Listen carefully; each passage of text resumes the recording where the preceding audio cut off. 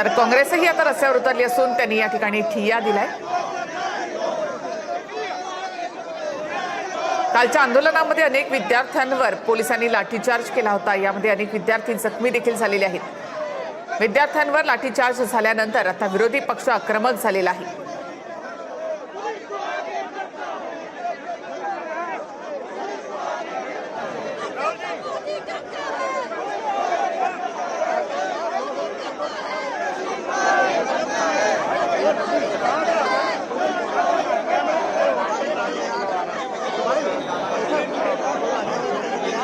पंतप्रधान निवासस्थान परिसरामध्ये Rahul Parliament are not Gandhi listening to the students. They did that to the students. They won't spare us also. And is this the democracy?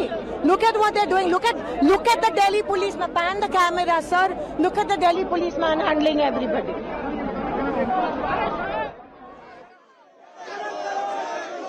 तर अजूनही मोदींच्या निवासस्थानाच्या परिसरामध्ये राहुल गांधींचं ठिय्या आंदोलन सुरू आहे।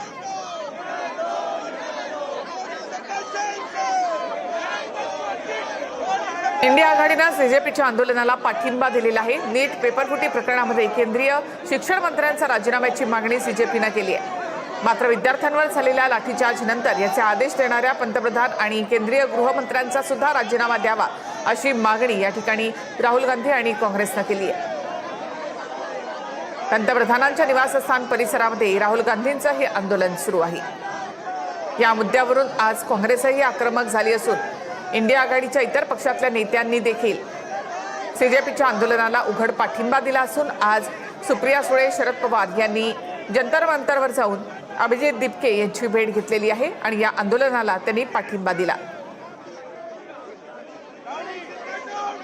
तर जोपर्यंत शिक्षण मंत्र्यांचा राजीनामा होत नाही तोपर्यंत आंदोलन सुरूच ठेवणार असं सीजेपीने म्हटलेलं आहे। आता या आंदोलनामध्ये केवळ सभागृहातल्या लढाई बरोबरच आता काँग्रेस रस्त्यावर देखील उतरलेली आहे। याच मुद्द्यावरून लोकसभा आणि राज्यसभा आजही तहकूब करण्यात आली। या मुद्द्यावरून विरोधी पक्षांनी लोकसभा राज्यसभेचं कामकाज सुरू ठेवू दिलेलं नाही।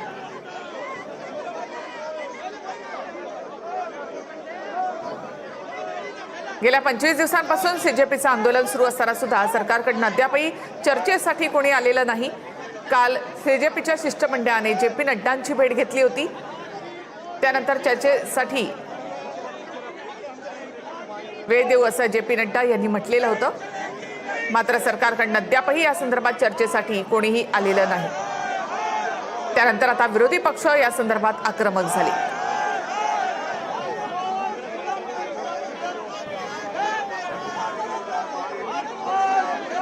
नीट पेपरफुटी प्रकरणानंतर आता विद्यार्थी देखील आक्रमक झाले असून सीजेपीच्या आंदोलनाला पाठिंबा वाढत चाललाय। देशभरातून विद्यार्थी आता जंतर मंतरवर दाखल होत आहेत। तर दुसऱ्या बाजूला विरोधी पक्षांनी इंडिया आघाडीने सुद्धा आपलं आंदोलन या ठिकाणी सुरू केलंय।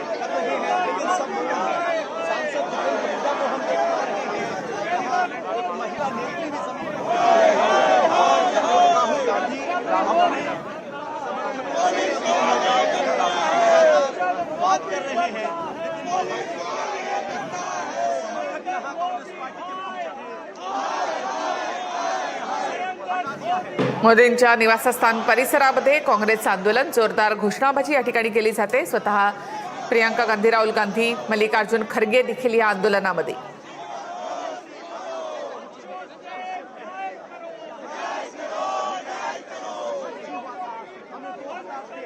कालच्या सीजेपीच्या आंदोलनामध्ये कोणताही राजकीय पक्ष नव्हता।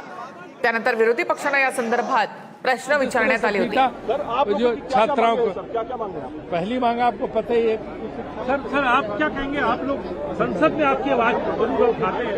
आज पहली बार हम देख रहे हैं प्रधानमंत्री आवास का घेराव विपक्ष के नेता ही कर रहे हैं। किस तरीके से क्या हमारी मांग सीधी मांग है, सरल सी मांग है।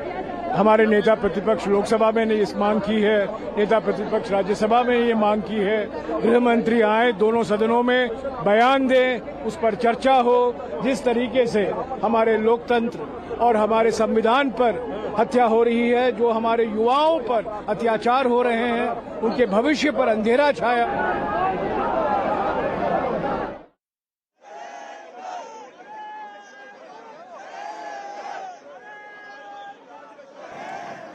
रुक जाइए।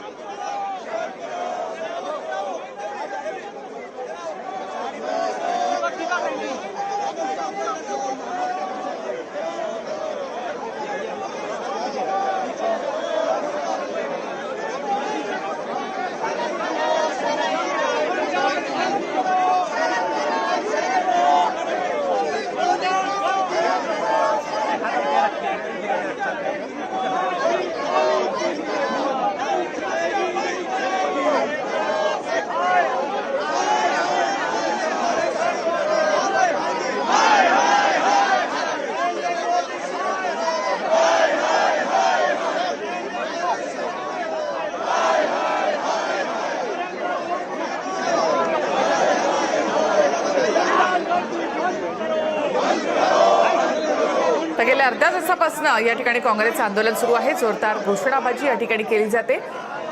राहुल गांधी ज्या ठिकाणी ठिय्या देऊन बसले त्याच्या आजूबाजूला आता पोलिसांनी पूर्णतः घेरलेला आहे।